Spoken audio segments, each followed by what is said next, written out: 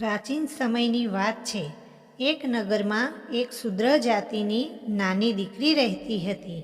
એ દીકરી હજુ નાની હતી, પણ એને નાનપણથી જ શીખવવામાં આવતું હતું કે આપણે નમીને જ રહેવાનું છે। આપણે કોઈને કોઈ સવાલ કરવાનો નથી, હંમેશા નમીને જ રહેવાનું છે। કોઈની સામે આપણે નજર ઉઠાવવાની નથી। આ સમાજ આપણને ક્યારેય પણ આપણી જગ્યા નહીં આપે। આપણે માત્ર સેવા કરવા માટે જ બનેલા છીએ। જ્ઞાન પર આપણો કોઈ અધિકાર નથી। પછી એ જ્ઞાન કોઈ પણ કેમ ના હોય? આપણે એને શીખવાનો અધિકાર નથી। આપણને ખબર છે કે એ નાની બાળકી હતી અને બાળકોને તો સવાલ પૂછવાનો સ્વભાવ હોય છે। માટે એ બાળકી પણ દરેક બાબતમાં સવાલો પૂછતી કે આપણે કેમ શીખી નથી શકતા? આપણને કેમ સમાજમાં ઝૂકીને અથવા તો નમીને રહેવાનું હોય છે? આપણને સમાજમાં કેમ જગ્યા નહીં મળે? આપણે કેમ ચૂપચાપ બધું સહન કરવાનું હોય છે? આવા સવાલ એ પોતાના મા બાપને હંમેશા પૂછતી હતી। અને એના આ સવાલોના જવાબમાં એની માં કહેતી કે આ આપણા પાછલા જન્મના કર્મોનું ફળ છે, આપણા પાપનું પરિણામ છે, જેના લીધે આપણને આ જન્મમાં અછૂતની જિંદગી જીવવી પડી રહી છે અને શૂદ્રની જિંદગી આવી જ હોય છે। સમય વીતતો ગયો અને સમયની સાથે એ બાળકી પણ મોટી થતી ગઈ, પણ એનો જે સ્વભાવ હતો કે તે કોઈ પણ બાબતમાં સવાલ જરૂર કરતી। એનો સ્વભાવ મોટી થઈ પણ બદલાયો ન હતો, જેને કારણે તેને કેટલી વાર માર પણ ખાવો પડતો હતો। એક દિવસ તે એક રસ્તા પરથી જઈ રહી હતી, ત્યારે એને જોયું કે એક ગુરુ થોડા છોકરાઓ અને છોકરીઓને નૃત્ય શીખવાડી રહ્યા હતા અને ગાવાનું શીખવાડી રહ્યા હતા। તે જોઈને તેને પણ નૃત્ય કરવાની અને ગાવાની ઈચ્છા થઈ। તેને નૃત્ય અને ગીત ગાતા શીખવું હતું, જેથી તે ગુરુવર પાસે પહોંચી અને ગુરુને પ્રણામ કર્યા। પછી ગુરુવરને કહેવા લાગી કે હે ગુરુવર, મને પણ નૃત્ય કરતા શીખવાડો અને ગાતા શીખવાડો। એ સાંભળીને એ ગુરુવર એ દીકરીને પૂછે છે કે બેટા, તું કયા કુળની છે? તું કઈ જાતિની છે? એનો જવાબ એ છોકરીએ સાચો આપ્યો કે ગુરુવર, હું શૂદ્ર છું, નીચી જાતિની છું, પણ મને નૃત્ય અને ગાવાનું ખૂબ જ સારું લાગે છે અને તે હું શીખવા માગું છું। જ્યારે ગુરુએ સાંભળ્યું કે છોકરી નીચી જાતિની છે, ત્યારે તેમને ખૂબ જ ગુસ્સો આવ્યો અને એ જ સમયે ગુરુવરે તે બાળકીને ધક્કા મારીને આશ્રમમાંથી બહાર કાઢી દીધી અને સાથે સાથે કહ્યું કે આગળથી અહીંયા આવવાની કોઈ જરૂર નથી, તું અહીંયાથી જઈ શકે છે, જ્ઞાન તમારા માટે નથી, તારે આ મારા આશ્રમને ભ્રષ્ટ કરવાની કોઈ જરૂર નથી। જો તું હવે પછી અહીં આવીશ તો હું તારી ચામડી ઉતરાવી દઈશ। એ દીકરી ચૂપચાપ અપમાન સહન કરીને ત્યાંથી જતી રહી, પણ હવે એનામાં નૃત્ય કરવાની અને ગાતા શીખવાની ઈચ્છા ખૂબ જ પ્રબળ બની ગઈ। પણ હવે એને ગુરુ નૃત્ય અને ગાતા શીખવાડવા ઈચ્છતા નહોતા, જેથી તે દીકરી સંતાઈ સંતાઈને બીજા બાળકોને નૃત્ય કરતા જોયા અને ગાતા જોયા અને એ રીતે એણે શીખવાનું શરૂ કરી દીધું। તે બીજા છોકરાઓને નૃત્ય કરતા જોતી, ગાતા જોતી, એવી જ રીતે એ પણ નૃત્ય કરતી અને ગાવાનો અભ્યાસ કરવા લાગી। જ્યારે તે એકલી હોતી એ વખતે પૂરા મનથી પ્રેક્ટિસ કરતી અને સતત આ રીતે અભ્યાસ અને મહેનતના લીધે તે નૃત્ય કરતા અને ગાતા શીખી ગઈ, એમાં પારંગત બની ગઈ। પરંતુ એ જાણતી હતી કે જો એણે આ વાત કોઈને કહી તો લોકો મને મારશે, મારું અપમાન કરશે। એના લીધે એ વાત એણે ક્યારેય કોઈને જણાવી નહીં। એક દિવસ રાજાની પુત્રી એટલે કે રાજકુમારી એ નગરમાંથી પસાર થઈ રહી હતી। એ વખતે રાજકુમારીના કપડાં થોડા મેલા થઈ ગયા હતા, તો રાજકુમારીએ પોતાના સુંદર વસ્ત્રોને ત્યાં રસ્તામાં જ ફેંકી દીધા। એ દીકરી પણ એ જ રસ્તા પરથી પસાર થઈ રહી હતી, ત્યારે તેણે એ વસ્ત્રો જોયા। જે તેને ખૂબ જ પસંદ આવ્યા. નીચી જાતિની એ દીકરીએ તે વસ્ત્રો ઉઠાવીને પહેરી લીધા. તે ખૂબ જ સુંદર લાગી રહી હતી. તે સમયે નગરમાં એક મેળો ચાલતો હતો. એના મનમાં એક વિચાર આવ્યો. એણે વિચાર્યું કે જો હું મારા કપડાં પહેરીને જઈશ તો મને બધા ઓળખી લેશે, પણ રાજકુમારીના આ સુંદર વસ્ત્રોને પહેરીને જઈશ તો મને કોઈ ઓળખશે નહીં. પછી તે સુંદર વસ્ત્રો પહેરીને મેળામાં ગઈ. જ્યારે તે મેળામાં પહોંચી ત્યારે ત્યાં એણે જોયું કે એક જગ્યા ઉપર નૃત્ય અને ગીતો ચાલી રહ્યા હતા. એ જોઈને એના મનમાં પણ નૃત્ય કરવાની અને ગીત ગાવાની ઈચ્છા ખૂબ જ વધી ગઈ. પણ એ બધાની સામે નૃત્ય નહોતી કરી શકતી અને પોતાની ગાયકીની કલા પણ નથી બતાવી શકતી. જેના લીધે તે મેળાના એક ખૂણામાં ગઈ અને ત્યાં જઈને ગાવાનું શરૂ કર્યું. એનો અવાજ ખૂબ જ મધુર હતો. જ્યારે તે એકાંતમાં ગાઈ રહી હતી ત્યારે મેળામાં જ ઊભેલી એક વ્યક્તિએ એનો અવાજ સાંભળ્યો અને તે વ્યક્તિ એ અવાજની દિશામાં જાય છે અને તે દીકરી સુધી પહોંચી ગયો અને તે વ્યક્તિએ કહ્યું કે બેટા, તારો અવાજ, તારો કંઠ ખૂબ જ મીઠો છે. તારો મીઠડો કંઠ સાંભળીને હું અહીંયા સુધી આવી ગયો. શું તું મારા માટે મેળામાં એકવાર ગીત ગાઈ શકે છે? અને એના બદલામાં તું જેટલું ધન માગીશ એટલું હું આપવા તૈયાર છું, પણ એકવાર તું મારા માટે ગીત ગાઈ શકે છે? આ સાંભળીને તે દીકરી જવાબ આપે છે કે બાબા, તમે સાચું કહો છો, પણ મને ગાવાની મંજૂરી નથી, એટલે હું તમારા માટે કોઈ પણ ગીત ગાઈ શકતી નથી. મને માફ કરશો. ત્યારે તે વ્યક્તિ તેને હજુ પણ વધારે ધન આપવા તૈયાર થઈ જાય છે. તે દીકરી કહે છે કે બાબા, હું ધન માટે ગીત નથી ગાતી, પણ ગીત ગાવાથી મને ખુશી મળે છે એટલે હું ગાઉં છું. મને ગાવાનું ખૂબ જ પસંદ છે અને હું માત્ર મારી પોતાની માટે જ ગાઉં છું. છોકરીની આ વાત સાંભળીને તે વ્યક્તિએ એ દીકરીને વિનંતી કરી જેથી તે એકવાર એના માટે ગીત ગાય. ખૂબ જ સમજાવ્યા પછી તે દીકરી એ વ્યક્તિ માટે મેળામાં ગાવા માટે તૈયાર થઈ જાય છે. તે કહે છે કે બાબા, તમે આટલી વિનંતી કરો છો એટલે હું તમારા માટે એકવાર ગીત ગાઈ લઉં છું. જ્યારે એને મેળામાં ગાવાનું શરૂ કર્યું ત્યારે આજુબાજુના બધા લોકો તેનું ગીત સાંભળીને આકર્ષિત થવા લાગ્યા. એનો અવાજ એટલો મીઠો હતો, એનો કંઠ એટલો મધુર હતો કે તેને સાંભળીને લોકો બીજે ધ્યાન આપી શકતા ન હતા. ત્યાં ઉપસ્થિત બધા લોકો તે દીકરીના ગીતની પ્રશંસા કરી રહ્યા હતા. તેના મધુર અવાજની સરાહના કરી રહ્યા હતા. એ મેળામાં રાજાનો એક અધિકારી પણ હતો, જે તે દીકરીનો અવાજ સાંભળીને, ગીત સાંભળીને મંત્રમુગ્ધ થઈ ગયો હતો. એના મનમાં એ વિચાર આવ્યો કે જો હું આ દીકરી પાસે રાજાની સામે ગીત ગવરાવું તો હું વધારાનું ધન કમાઈ શકું છું. રાજા ખૂબ જ પ્રસન્ન થશે અને મને મોં માગી રકમ પણ મળી જશે.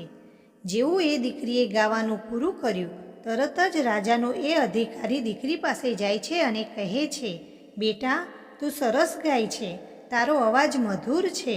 તારો મધુર અવાજ સાંભળીને હું એ તરફ આકર્ષિત થતો ગયો. શું તું એકવાર રાજા સમક્ષ ગીત ગાઈ શકે છે? રાજા તારું ગીત સાંભળીને ખૂબ જ પ્રસન્ન થશે અને જે તું ઈચ્છીશ તને અવશ્ય મળશે. એ સાંભળીને એ દીકરીએ રાજાના એ અધિકારીને કહ્યું કે બાબા, તમે શું સાચું કહી રહ્યા છો? જો હું મારા પોતાના અવાજથી, ગીતથી રાજાને પ્રસન્ન કરી શકું તો શું હું જે માગું એ મને મળશે? એટલે તે અધિકારી તે દીકરીને કહે છે કે હા બેટી, તું જે માગીશ તે રાજા તને જરૂર આપશે. પછી તે દીકરી થોડીવાર વિચારે છે અને કહે છે, પણ બાબા, હું રાજા સામે ન ગાઈ શકું. તમે મને ઓળખતા નથી. પહેલાં મને ઓળખી તો લો કે હું કોણ છું. આ સાંભળીને રાજાના એ અધિકારી એ છોકરીને કહે છે કે બેટા, કલાકારની ઓળખ કલાથી થાય છે, એનાથી વધારે મારે શું જાણવું છે? આ સાંભળીને દીકરી કહે છે, બાબા, ખરેખર એ સાચું છે કે કલાકારની ઓળખ એની કલાથી થાય છે? શું હું પોતાની કળાથી રાજાને ખુશ કરી શકું? અને જો મેં રાજાને ખુશ કરી દીધા તો શું હું જે માગીશ તે મને મળશે? આ વાત સાંભળીને રાજાના એ અધિકારી કહે છે, હા બેટા, તું જે માગીશ એ રાજા તને આપશે, પરંતુ એ પહેલાં તારે તારા નૃત્ય અને ગીતથી રાજાને ખુશ કરવા પડશે. આ વાત સાંભળીને એ દીકરી રાજા પાસે જવા માટે તૈયાર થાય છે અને રાજાના એ અધિકારીને કહે છે, બાબા, તમે આટલું કહો છો તો હું તમારી સાથે આવવા તૈયાર છું અને મને પોતાના પર એટલો તો જરૂર વિશ્વાસ છે કે મારું ગીત સાંભળીને રાજા ખુશ થઈ જશે. એટલું કહીને એ દીકરી રાજાના એ અધિકારી સાથે ચાલી નીકળે છે. અધિકારી એ દીકરીને રાજાના દરબારમાં લઈ જાય છે અને રાજાને કહે છે, હે મહારાજ, તમે કેટલાય ગીતો સાંભળ્યા હશે, કેટલાય કલાકારો જોયા હશે, પણ આ દીકરીના કંઠમાં જે મધુરતા છે એવી મધુરતા તમે ક્યારેય સાંભળી નહીં હોય. આ દીકરીના ગીતમાં એટલી મીઠાશ છે, એના કંઠમાં એટલી મધુરતા છે કે તમે એકવાર એને સાંભળી લેશો તો તમે આકર્ષિત થઈ જશો, મંત્રમુગ્ધ બની જશો. એટલે તમે આજ્ઞા આપો અને આ ભર્યા દરબારમાં આ દીકરીને ગાવાની તક આપો. રાજા પોતાના અધિકારીની આ વાતો સાંભળીને ખૂબ જ પ્રસન્ન થયો અને અધિકારીને કહે છે કે તમે આટલા વિશ્વાસથી કહો છો તો સાચે જ આ દીકરી સરસ ગાતી હશે. માટે એ દીકરીને કહો કે પોતાનું ગીત ગાવાનું શરૂ કરે. હું જોવા ઈચ્છું છું કે એનો અવાજ કેટલો મધુર છે. હું જોવા માગું છું કે એનામાં બીજા કલાકારો કરતાં એવું તો શું અલગ છે. રાજાની આજ્ઞા લઈને તે દીકરી ભર્યા દરબારમાં ગાવાનું શરૂ કરે છે. ગીત સાંભળીને દરબારમાં બધા જ લોકો એ દીકરીની પ્રશંસા કરતા હતા. બધા ખૂબ જ ખુશ હતા. રાજા પણ એ દીકરીની પ્રશંસા કરતાં પોતાને રોકી ન શક્યો.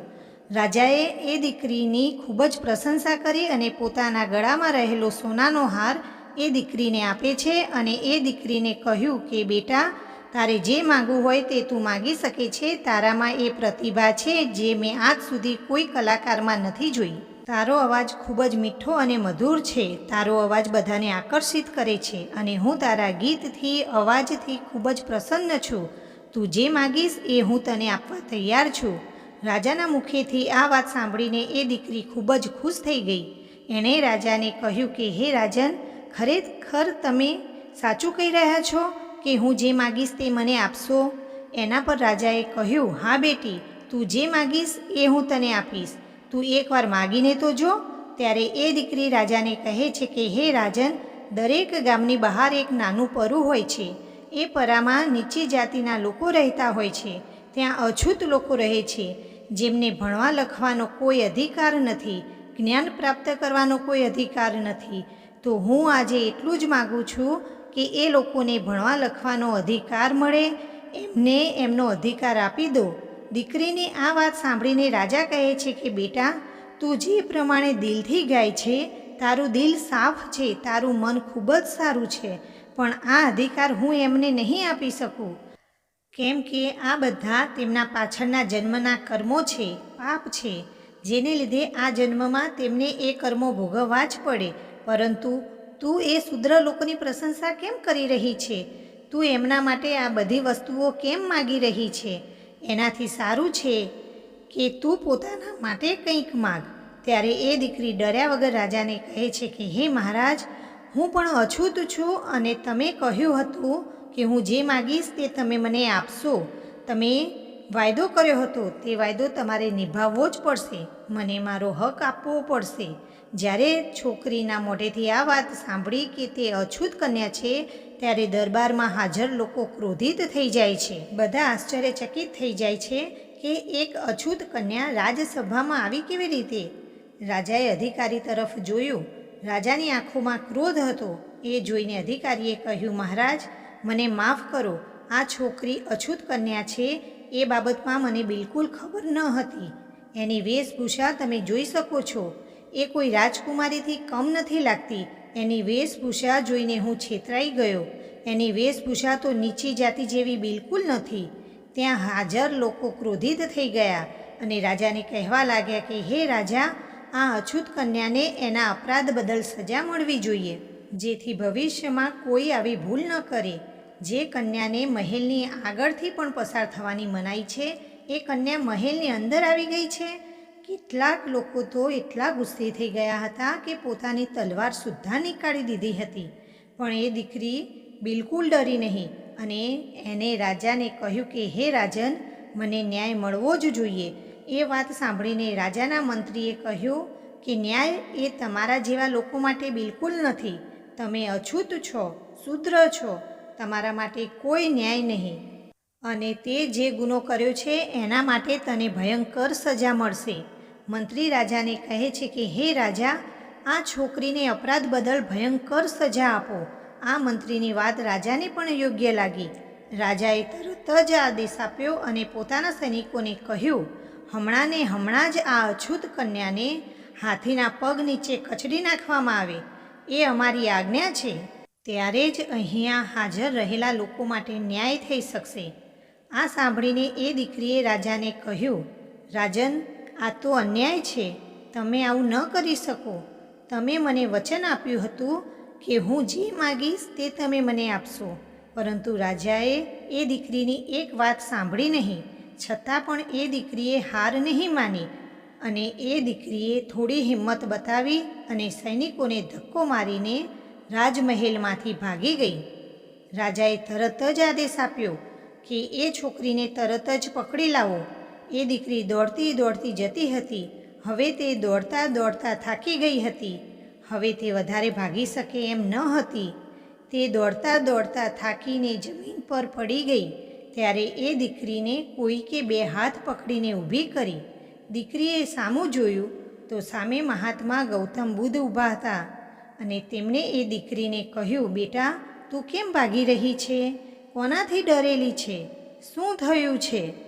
એનો જવાબ આપતા એ દીકરીએ કહ્યું, હે ગુરુવર, હું એક અછૂત કન્યા છું. હું એક નીચી જાતિની છું, જેને લીધે રાજાએ મને મૃત્યુદંડ આપ્યો છે. તેઓ મને હાથીના પગ નીચે કચડીને મારી નાખવા માગે છે. તેની સાથે જે બન્યું હતું તે એક દીકરીએ ગૌતમ બુદ્ધને કહી દીધું. એ વખતે રાજાના થોડા સૈનિકો ત્યાં દોડતા આવી પહોંચ્યા અને બુદ્ધને કહે છે કે હે બુદ્ધ, આ છોકરી ગુનેગાર છે અને રાજાએ તેને મૃત્યુદંડ આપ્યો છે. એટલા માટે એને બચાવવાની કોશિશ ન કરો. એને અમને સોંપી દો. અમને એને લઈ જવા દો. ત્યારે મહાત્મા બુદ્ધ હસે છે અને સૈનિકોને કહે છે, જાઓ, તમે તમારા રાજાને કહી દો કે રાજા અહીં આવીને આ દીકરીને લઈ જાય. સૈનિકોએ આ વાત રાજાને જણાવી. રાજા પણ તરત જ ત્યાં આવી પહોંચ્યા. રાજા બુદ્ધને કહે છે, હે બુદ્ધ, આ છોકરી એક અપરાધી છે. એને અમે સજા આપી છે, તો કૃપા કરીને અમને એને લઈ જવા દો. ગૌતમ બુદ્ધ રાજાને પૂછે છે કે હે રાજા, આ દીકરીએ એવો તો શું ગુનો કર્યો છે? આ સાંભળીને રાજા કહે છે, હે બુદ્ધ, આ છોકરી નીચી જાતિની છે. આ એક અછૂત કન્યા છે.